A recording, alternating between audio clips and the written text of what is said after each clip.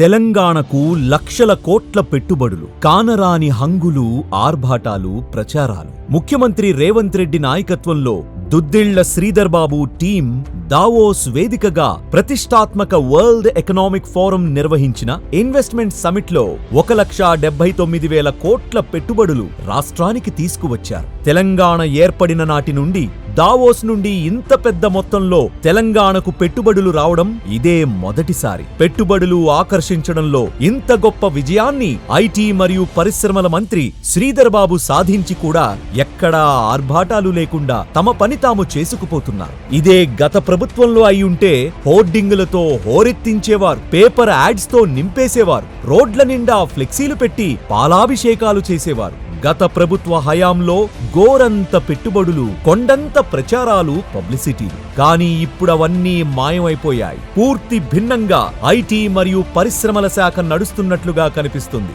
దానికి కారణం శ్రీధర్ బాబు సామాన్య దృష్టికోణం, వ్యక్తిగత ప్రచారాల కన్నా రాష్ట్ర ప్రజల ప్రయోజనాలపై ఉన్న అంకిత భావం.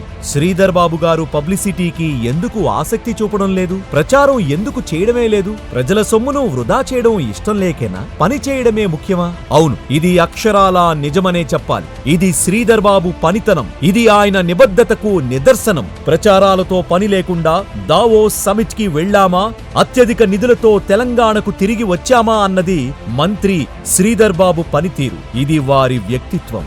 నేడు తెలంగాణ రాష్ట్రం నిజమైన అభివృద్ధి దిశగా పయనిస్తోంది. పెట్టుబడుల ఒరవడి కొనసాగింది. ఒక్క ఏడాదిలోనే భారీ పెట్టుబడులు తెలంగాణ వైపు మళ్లాయి. సింగపూర్ టూర్లోనూ పెట్టుబడిదారులను ఆకర్షించేందుకు శ్రీధర్ బాబు ప్రత్యేక చొరవ తీసుకున్నారు. అదేవిధంగా వరల్డ్ ఎకనామిక్ ఫోరం దావోస్ సదస్సులో 1,78,000 కోట్ల పెట్టుబడులు రాబట్టారు. దావోస్ అనంతరం ప్రతి ఒక్కరూ హైదరాబాద్ చేరిన శ్రీధర్ బాబు మాత్రం స్విట్జర్లాండ్లోని జ్యూరిక్ లో టేపా పెట్టుబడుల కార్యక్రమంలో పాల్గొన్నారు. స్విస్ మరియు ఈఎఫ్టీఏ దేశాల పెట్టుబడులను భారత్లో పెట్టేందుకు ప్రత్యేక టేపా డెస్క్ ను తెలంగాణలో ఏర్పాటు చేస్తామని ప్రకటించారు. దీని ద్వారా 15 సంవత్సరాలలో 100 బిలియన్ యూరోలు పెట్టుబడుల రూపంలో వస్తాయని, దానివల్ల 10 లక్షల ఉపాధి అవకాశాలు సృష్టించబడతాయని వెల్లడించారు. ఇది తెలంగాణ ప్రాంత అభివృద్ధిపై వారికి ఉన్న దృష్టి.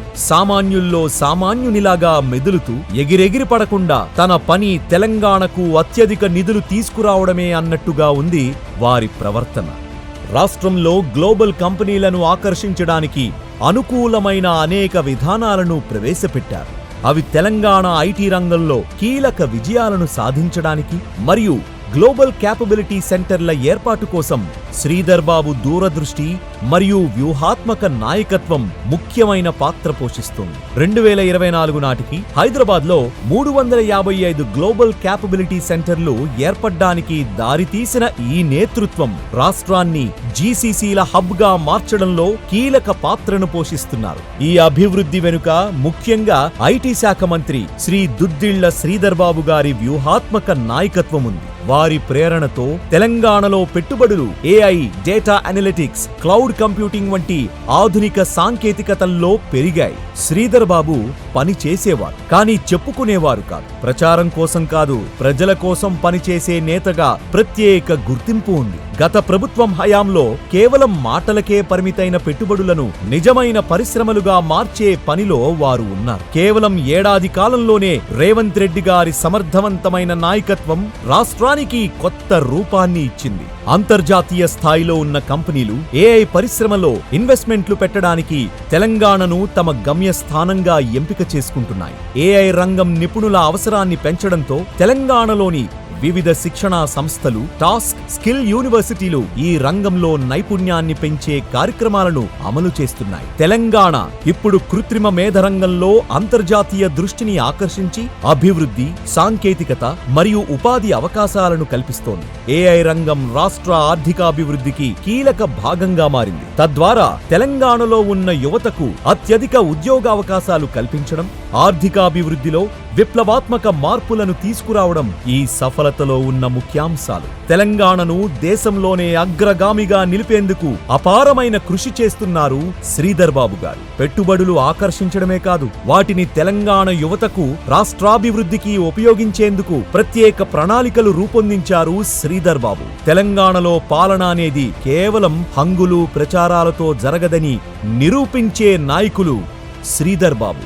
ఒక పాలకుడికి ప్రజల అభివృద్ధి మీద నిబద్ధత ఉంటే ప్రచారాలు అవసరముండవు. శ్రీధర్ బాబు ఐటీ పరిశ్రమల అభివృద్ధికి ప్రత్యక్షంగా మరియు పరోక్షంగా మిగిలిన రంగాల్లో రేవంత్ రెడ్డి గారికి తోడుగా తనదైన శైలిలో ముందుకు వెళ్లడమే కాకుండా తెలంగాణ అభివృద్ధికి కొత్త దిశనిచ్చారు.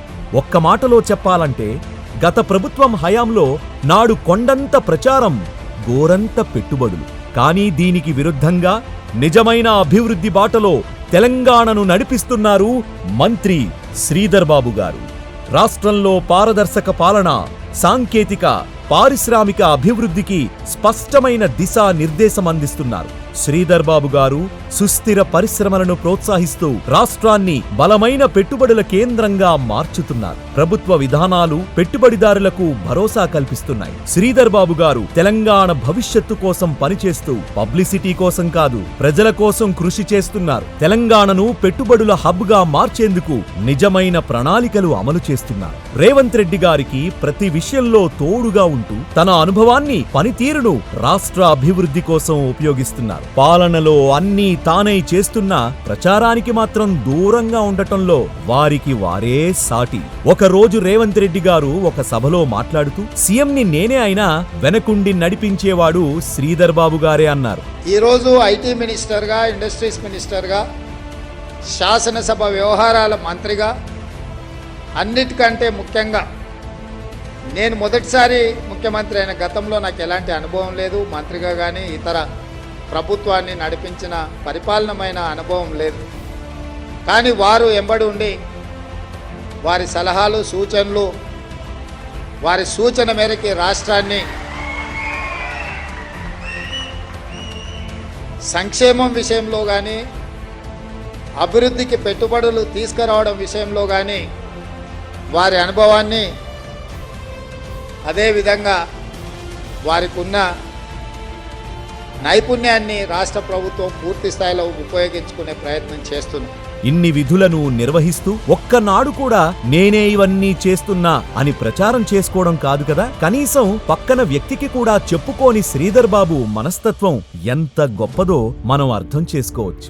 ఎంత ఎదిగినా ఒదిగి ఉండాలి అనే వారి స్వభావం నిజమైన ప్రజాసేవకు నిదర్శనం. మనం గత ఐటీ మినిస్టర్ పనితీరుని, నేటి ఐటీ మినిస్టర్ శ్రీధర్ బాబు గారి పనితీరుని గమనిస్తే తేడా అర్థమవుతుంది. గతంలో ఒకరు 20,000 కోట్ల రూపాయలను పెట్టుబడిగా తీసుకువచ్చి వేల కోట్ల రూపాయలను ప్రచారాలకి వెచ్చించేవారు. నేడు ఈ పరిస్థితి లేదు. ప్రజల సొమ్మును ప్రచార ఆర్భాటాలకు వెచ్చించేదీ లేదు. ప్రతి రూపాయి వృధా కాకూడదన్న శ్రీధర్ బాబు గారి ఆలోచన గర్వించదగినది.